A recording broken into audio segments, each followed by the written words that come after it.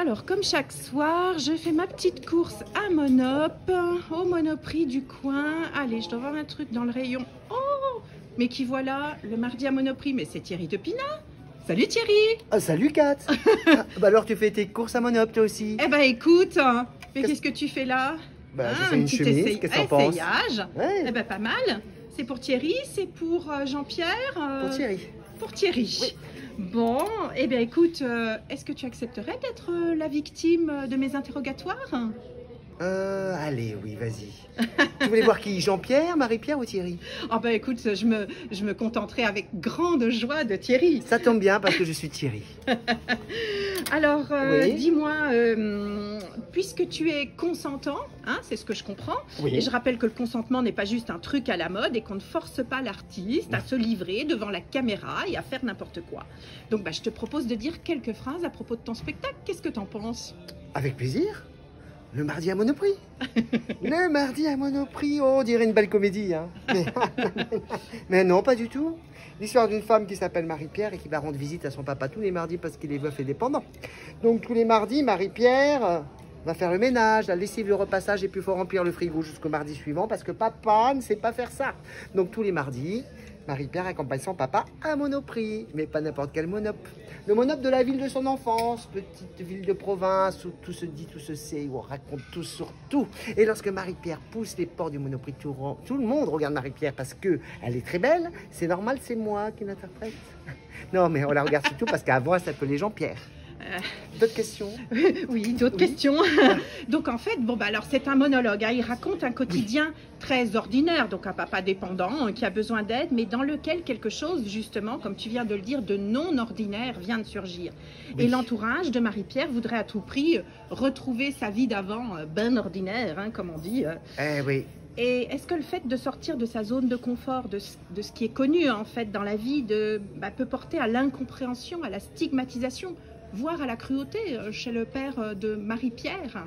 Alors peut-être pas de la cruauté chez le père, mais de la cruauté dans cette ville d'enfance où tous les gens se souviennent de Jean-Pierre. Et donc effectivement, lorsqu'on ne comprend pas, on dévisage, on regarde de la tête aux pieds, on se demande ce que c'est, est-ce que c'est il, est-ce que c'est elle, qu'est-ce que c'est cette chose-là. Donc cette cruauté va faire que le père va être très mal à l'aise et va avoir encore plus de mal à accepter sa fille telle qu'elle est, parce que ça lui fait de la peine de voir sa fille souffrir de toutes ces remarques. Oui, elle est vue comme une bête curieuse, Ouais. Personne ne comprend. Hein. On la regarde de la tête aux pieds en sens inverse. Ouais. Ouais.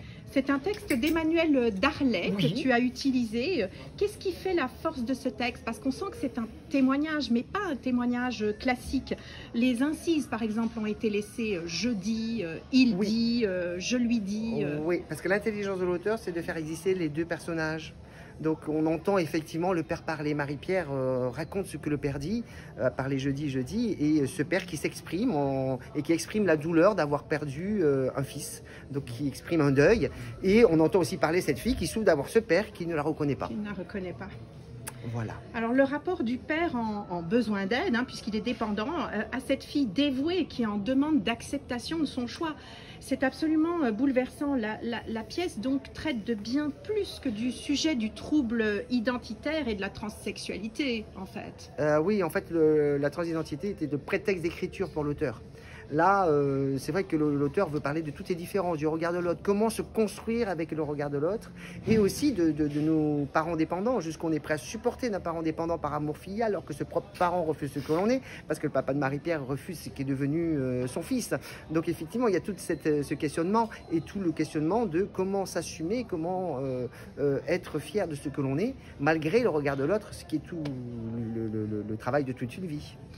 Et ouais. Eh oui. Et ouais, toute une vie, comme tu le dis si bien. Pourquoi une mise en scène du coup aussi sobre et la musique et le costume aussi dis-nous un mot là-dessus. Alors le costume, c'est un costume de Jean-Paul Gaultier. Wow. Voilà, parce que je voulais illustrer la thématique, pas le travestissement. J'ai pas de perruque, j'ai pas de maquillage. Et Jean-Paul Gaultier a beaucoup travaillé sur le genre.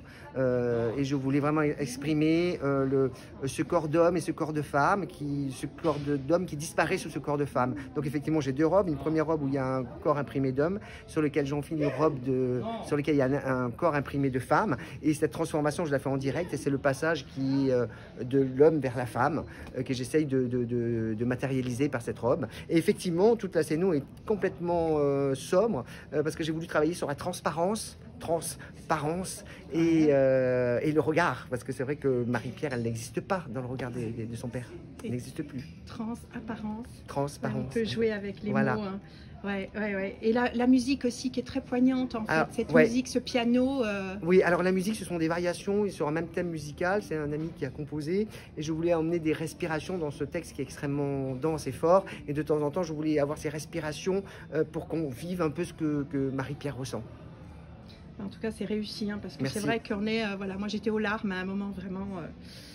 Alors, je crois que tu vas dans les lycées pour discuter, informer, échanger autour de la différence, l'acceptation et la tolérance. Oui, c'est vrai. Alors, on fait ce spectacle dans les lycées, on le propose, on est référencé par le Pass Culture et dans le logiciel Adage. Et effectivement, les lycées nous appellent, on présente ce spectacle et ensuite on discute avec les élèves. Donc, c'est à partir de la 3e jusqu'à la terminale et on discute de ce spectacle. On parle du regard de l'autre, de la différence, comment se construire, comment venir en aide à quelqu'un en souffrance. Et voilà, c'est toujours très riche. Ouais. Très bien. Une dernière question entre toi et moi, ça restera entre nous. Le track, ça te connaît? Oui. Ouais. Oui. Systématiquement, avant de monter sur scène, je me dis pourquoi tu t'imposes ça? Pourquoi? Alors le trac se manifeste de manière différente. Parfois c'est le ventre qui se noue, des fois c'est la bouche sèche, des fois c'est la peur de tout oublier, des fois c'est les jambes qui se dérobent, des fois voilà, c'est jamais la même manifestation. Et une fois que tu es sur scène, ça passe. Une fois que je suis Marie-Pierre. Une fois que tu es Marie-Pierre, c'est la magie. Ouais. Alors ok, Thierry, tu nous rappelles le lieu, l'heure et comment le magasin va fermer. Le magasin Monoprix va fermer. Oui. Alors rappelle-nous le lieu et l'heure. Alors c'est le Béatiade Place Pie à 10h le matin. Ouais, donc voilà. Plus que demain. Plus que demain, voilà, il faut venir. Et pour être au courant de tes autres représentations, va sur tes réseaux? Sur les réseaux sociaux, donc Facebook, Instagram, soit la compagnie A, le Zèbre, soit à Thierry Depina. Voilà. Génial. Bon bah Thierry, merci pour ce voyage intérieur au pays des émotions que nous refoulons souvent par habitude, par crainte ou par méconnaissance. Oui. Tu es un vrai petit colibri et tu fais ta part et je t'en remercie. Merci.